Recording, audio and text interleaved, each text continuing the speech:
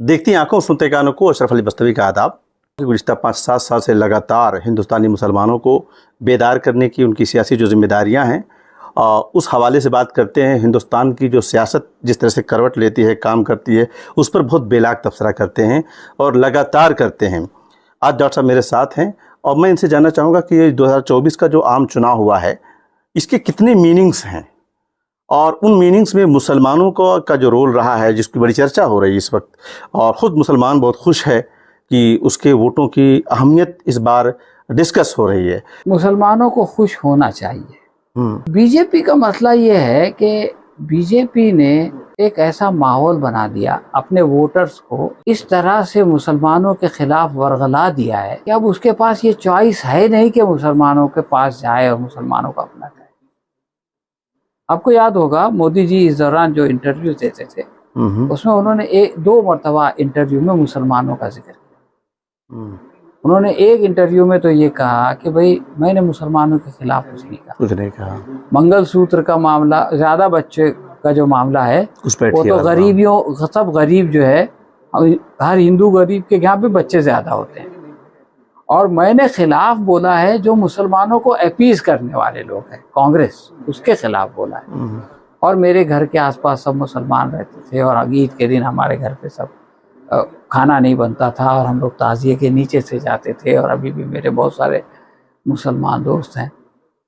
और फिर एक टाइम्स नाउ के इंटरव्यू में उन्होंने कहा कि साहब मैं मुसलमानों से ये कहता हूँ कि वो ये सोचें कि कांग्रेस ने उनको क्या दिया है, वो अपने बच्चों के बारे में सोचें, वो अपने बच्चों के मुस्तकबिल के बारे में सोचें, और उनके बच्चों का मुस्तकबिल और उनका मुस्तकबिल जो है वो बीजेपी के हाथ में महफूज है। अच्छा, ये 2 बातें उन्होंने अलग एक न्यूज़ 18 के लिए किया और एक इसके लिए किया, टाइम्स नाउ के लिए।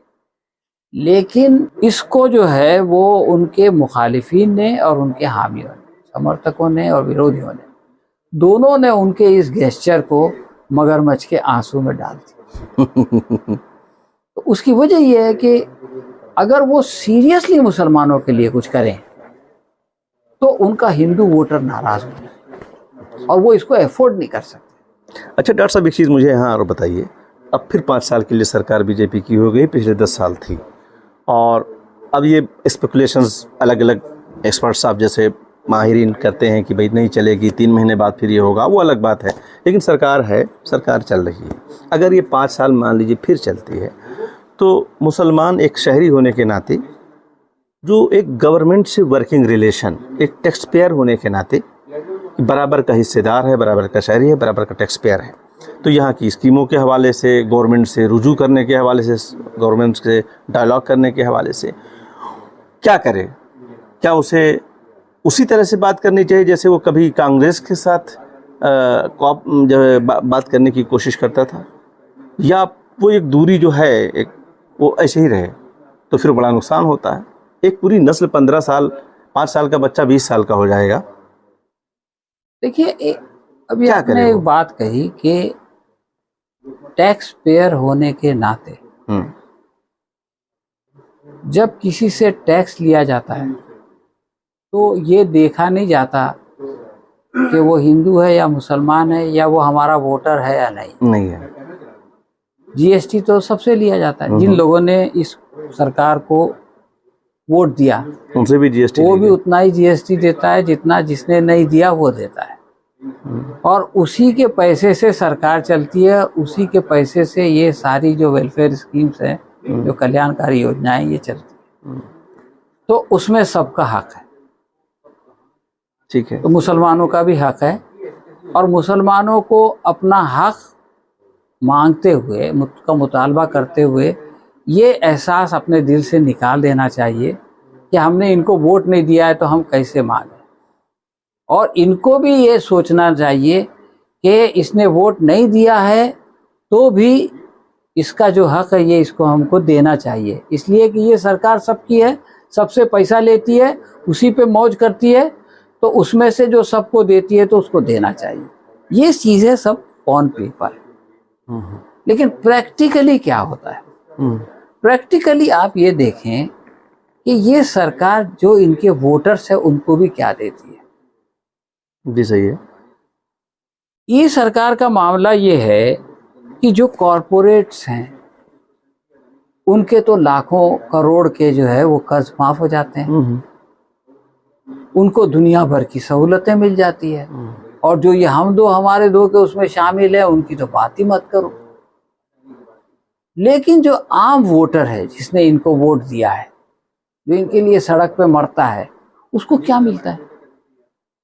तो ये तो पूरा निजाम ही ऐसा है कि गरीब से दबा के टैक्स ले लो, उसको पता ही नहीं चलता। जब वो सामान खरीदता है उसको मालूम नहीं पड़ता कि वो टैक्स दे रहा है। एमआरपी पे आप खरीदते हैं तो एमआरपी पे जीएसटी शामिल है। तो गरीब को कोई सहूलत नहीं दी जाएगी, गरीब खुदकशी करेगा किसान। अभी महाराष्ट्र के एक जिले में, अमरावती जिले में, एवरेज हर रोज एक किसान खुदकशी कर रहा है।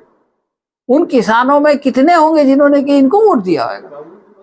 सही है। तो यहाँ पर जो निज़ाम है इसमें आपको बहलाया जाता है।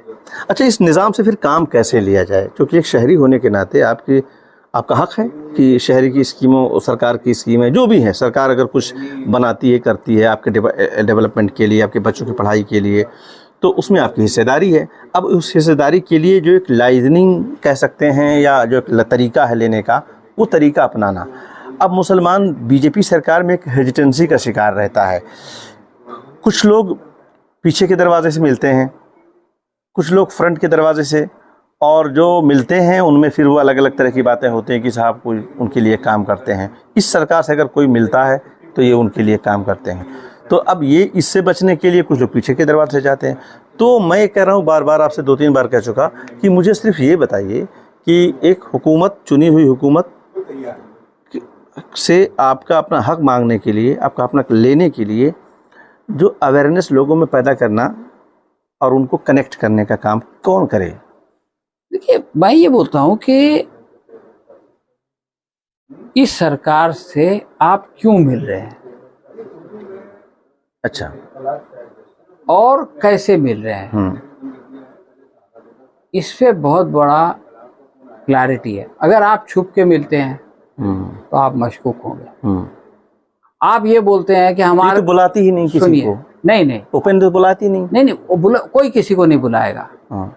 कोई हिंदू को भी नहीं बुलाएगा, कोई मुसलमान को नहीं बुलाएगा। जिसको जरूरत है उसको जाना पड़ेगा। कांग्रेस बुलाती थी, बड़ी बड़ी मीटिंगें करती थी, बड़े बड़े चेहरे वहाँ दिखाई देते थे। देखिए, मैं 6 महीने पे आप एक बात बताइए कि ये लोग कितने हिंदुओं को बुलाते हैं? जिन हिंदुओं की जो तंजीमें हैं उनको जाना पड़ता है ना, हमारा ये काम करो, हमारा ये काम करो। आपका क्या कहना है, मतलब जाना चाहिए हमारी तंजीमों को कोई बना के लाए है? मतलब देखो, मैं एक बात बोल रहा हूँ कि हम जब ये कहने के लिए जाएंगे कि भाई हमको नुमाइंदगी दो, हमारा मंत्री बनाओ, तो एक आम आदमी सोचेगा कि इसको मंत्री बनना है, सोचेगा ना।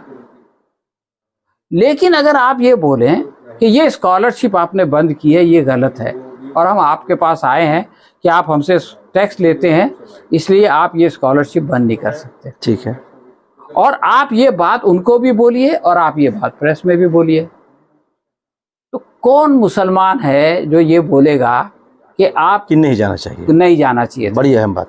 तो आपका जो है ना, या कहीं जुल्म हुआ, फर्ज करो बुलडोजर चल गया, आप जाइए सरकार के पास और जाके आप ये कहिए कि आपने ये बुलडोजर चलाया, ये गलत है।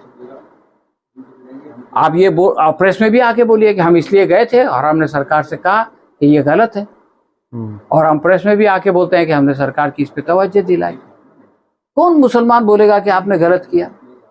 और आप सिर्फ अपने लिए नहीं जाइए, किसी और पे जुल्म होता है, किसी दलित पे जुल्म होता है, किसी ब्राह्मण पे जुल्म होता है, किसी ईसाई पे जुल्म होता है, किसी सिख पे जुल्म होता है, आप जाइए, आप ये बोलिए कि ये सरकार का काम नहीं है कि जुल्म करे, सरकार का काम है कि जुल्म रोके, और आप इसको नहीं रोक रहे हैं तो ये आपकी गलती है, और आप यही बात आके प्रेस में बोलिए।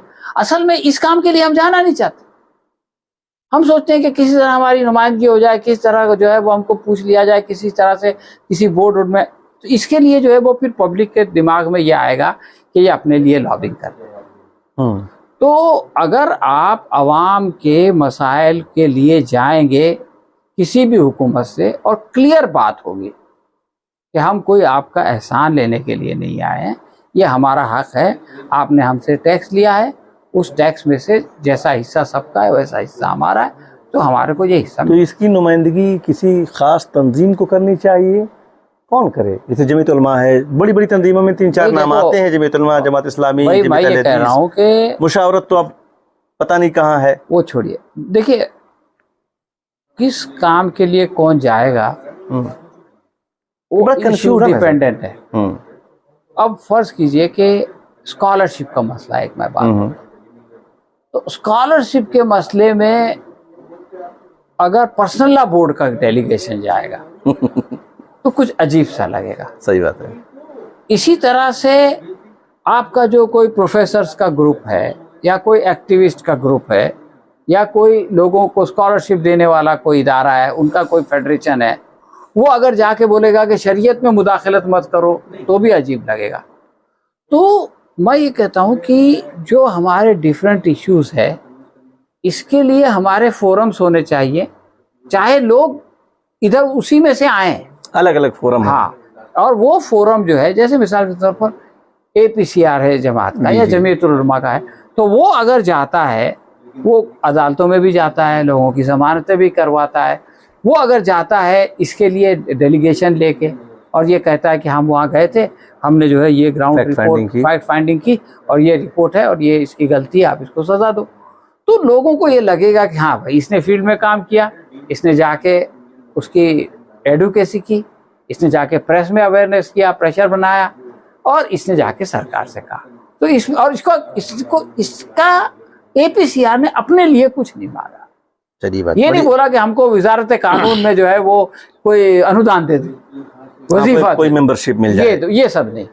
तो मैं ये बोलता हूँ कि इस तरह से अगर हम लोग अपने हुकूक के लिए लड़ेंगे तो और मैं ये कहता हूँ कि ये हमारा मसला नहीं है, ये सबका मसला है। कोई भी जो नहीं लड़ता है उसको नहीं मिलता है, कभी नहीं मिलता, कभी नहीं मिलता। खाली आपको बेवकूफ बनाने के लिए नारे मिलते हैं।